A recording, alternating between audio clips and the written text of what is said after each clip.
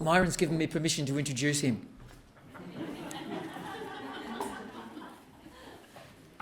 He's living riskily today. So, Myron Lysenko is the author of 6 books of poetry. I'm just going to tell you what they are.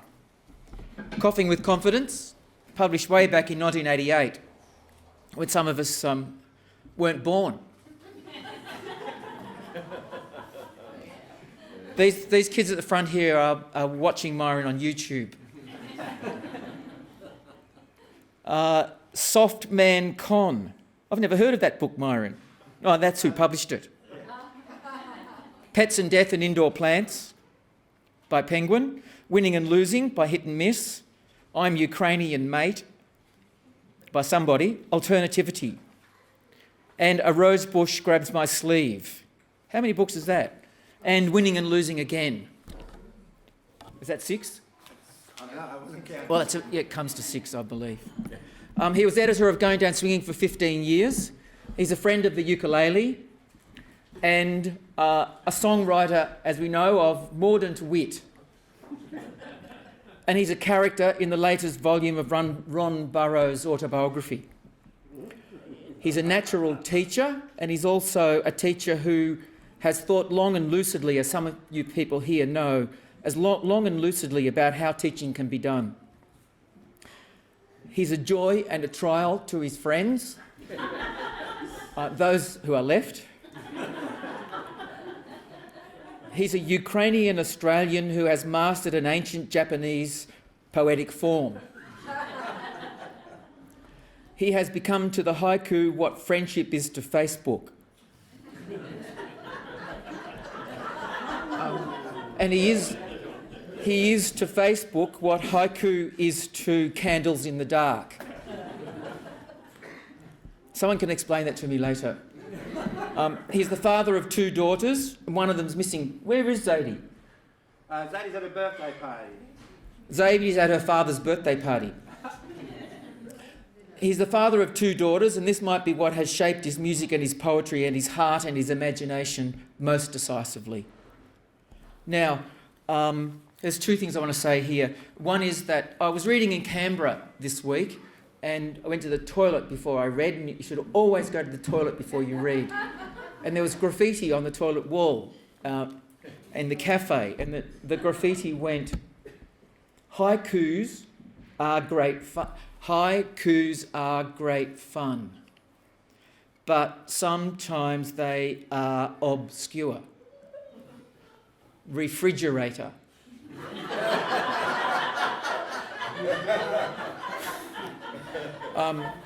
And the last thing I want to say about Myron is his birthday is about to happen. And on the 15th of December, is that right, Myron? I've got a little birthday present for him here that has a line of poetry in it that sums up, well, some of the things that we all know about Myron, that we love about Myron. And the line is, best of all is to be idle. Happy birthday, Myron.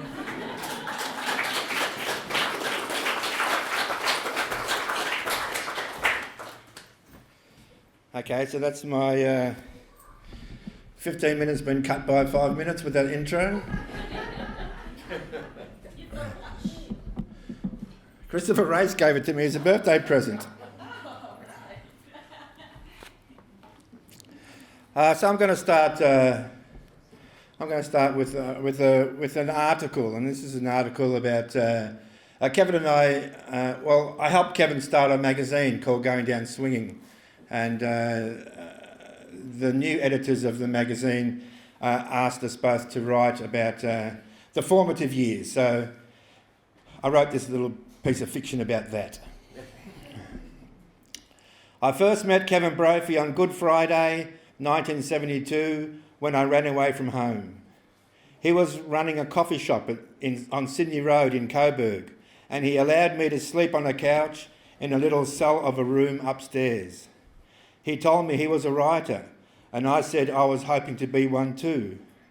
He was the first person to give me any real critique on my stream of consciousness prose, and in essence, he became my first editor and a lifelong friend. He convinced me to attend readings with him, and it was exciting to meet real writers. Real because they were authors, or they published in some of the little magazines, or they read their work in public. We were writing stories and sending them off to the few lit mags we knew: Meanjin, Overland, Southerly, Australian Short Stories. They were always rejected with a photocopied rejection slip. This was frustrating because it gave us no clue what we were doing wrong. Kevin started to say that we should edit our own literary magazine. I thought he was joking, so I laughed. I wasn't even sure I knew what an editor was, so there was no way I could become one. In the mid-1970s, I sent a story to Contempa, edited by Philip Edmonds. I was sleeping on a couch in a Clifton Hill house, which Kevin was renting. I came back after a walk around the streets, and Kevin told me an editor had been there asking after me.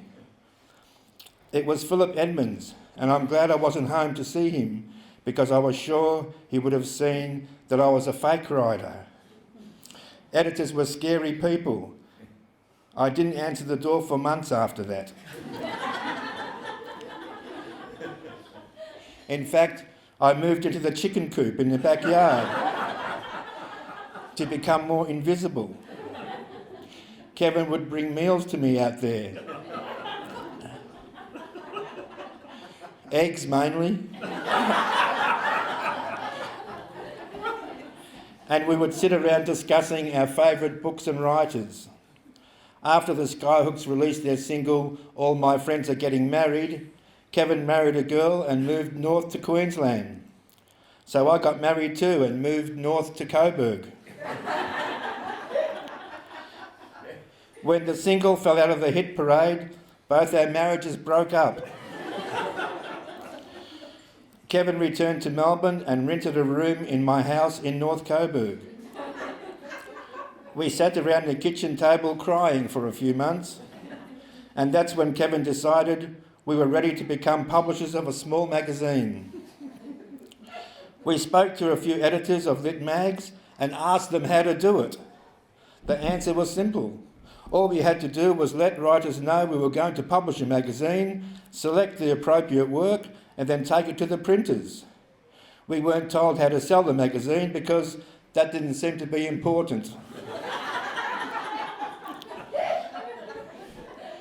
We needed a title, so Kevin suggested we write down lists of our favourite writers. We looked at the list and saw that we both loved writers who wrote anti-heroes, who were always failing at life, who struggled against the norms of society. They included Hohol, Dostoevsky, Beckett, Brautigan and Bukowski. Kevin wanted the title to reflect our taste in literature, so after many arguments we settled on Going Down Swinging. We rented a post office box in Coburg and advertised the fact that we were a magazine. We made flyers which we took to writers' festivals and poetry readings, and submissions began to trickle in. We were keen to find exciting new talent, and we received work from two teenagers. We accepted one and rejected the other. The one we rejected was Tim Winton.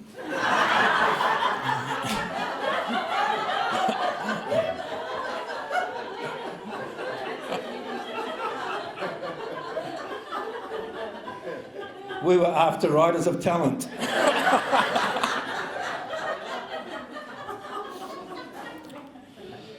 The first issue came back from the printers on May the 29th, 1980, and it had taken us 18 months to produce it.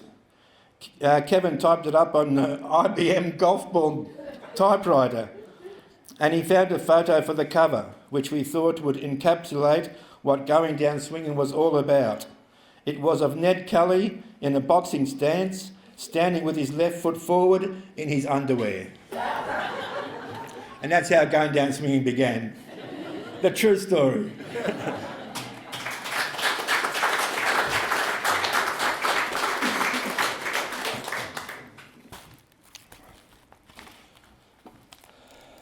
We had a refugee reading here this year, and that inspired me to write this poem. It's called The Distance Between, and it was published in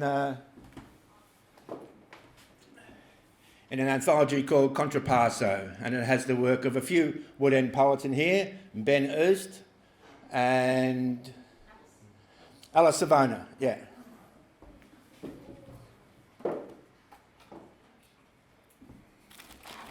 The distance between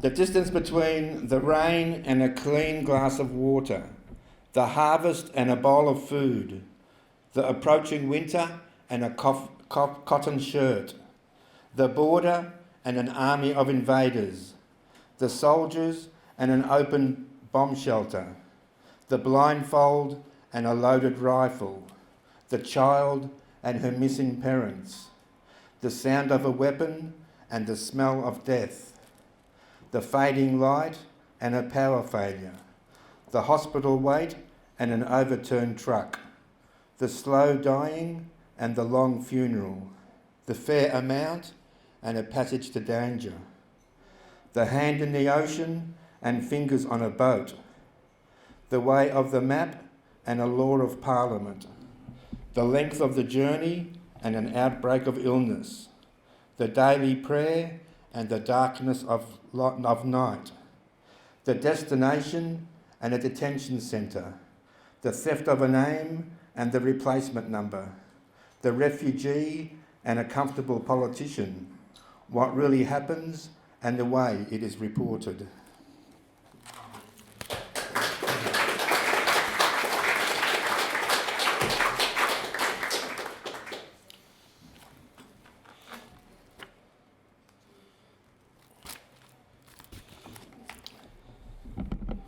And this one's called Night Falls Like Rain. Night falls like rain. The strings on your guitar are rusty. There is ice in our drinks, but our hearts are cold. My sunglasses break in your bag. I look at you, looking away. You wait for my answer, but my voice remains hidden. I can't see through the window, yet you can see straight through me. Every sad love song on the radio has been written for us. The movies we watch are made up, and you say we are too.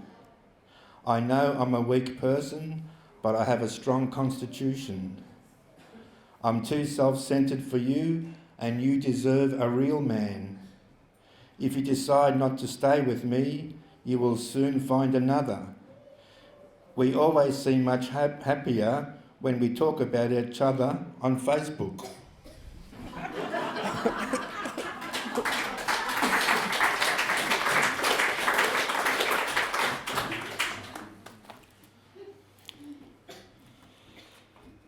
And this is one of my favourite poems that I wrote during the year. It's called Throwing Rocks Through Windows. When President Kennedy was assassinated towards the end of 1963, my parents decided to split up. I was only 10 and couldn't understand why a good man had to be shot. My mother asked me to choose between coming with her or staying with my dad, and that's when Jack Ruby shot Lee Harvey Oswald in front of the television cameras. It was reported that Ruby and Oswald both acted on their own, as did my parents. The world population was 3.276 billion, and Mother wanted to take one final family photo, but Father said there was no film in the camera, even though he worked at Kodak. China was in its final stages of testing its first atomic bomb, and I was playing Kiss Chasey, hoping to catch Glenda, but instead catching my next-door neighbour, Maria. Nelson Mandela was sentenced to life for conspiring to overthrow the government, and Maria said, "It didn't matter if I liked her or not. I still had to kiss her. Those were the rules." Jean-Paul Sartre declined the Nobel Prize, and I refused to kiss Maria, which saw me being banned from the game forever. At school, I came second in the spelling bee because I couldn't spell separated. Mother sent me a photograph from Canada of her, my brother and sister, all smiling, and I kept that photo under my pillow as America was invaded by the Beatles and Father grounded me for a week for throwing rocks through the neighbours' windows.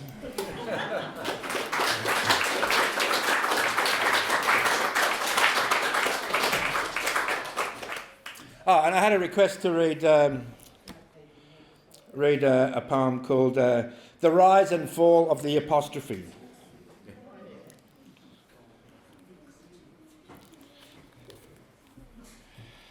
So thanks, Severio, for requesting this. I like getting requests. As poets, do we like getting requests? Yeah. You like getting requests, Kev? Oh, good. The rise and fall of the apostrophe.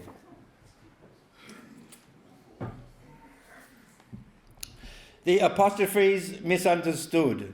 It's constantly misused and abused and is either being ignored when it's needed or poking its little nose in where it's not wanted. You can't keep it down, get it back into line where it came from after all. Why did the first curious comma look up and decide to fly into the tops of the letters? And why did it leave its friends lying punctuated below?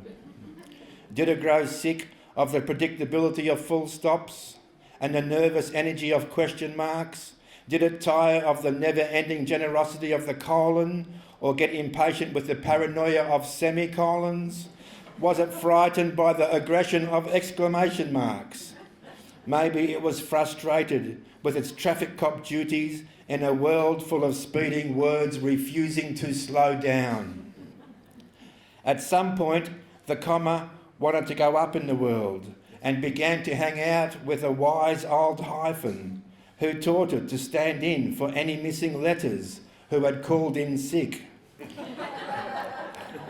The hyphen named the air comma an apostrophe and introduced it to the gossiping twins, the quotation marks, and their friends, the anarchist bracket brothers, who enjoyed the apostrophe's buoyant personality and took it out with them on weekends, where they caused havoc as they gate-crashed every party organised by the local sentences.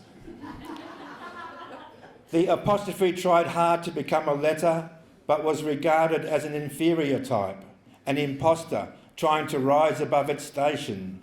It gradually lost all its friends and tried different drugs to keep itself high, turning into the schizoid, anxious wreck it is these days, going about its work in its tired and careless hungover way.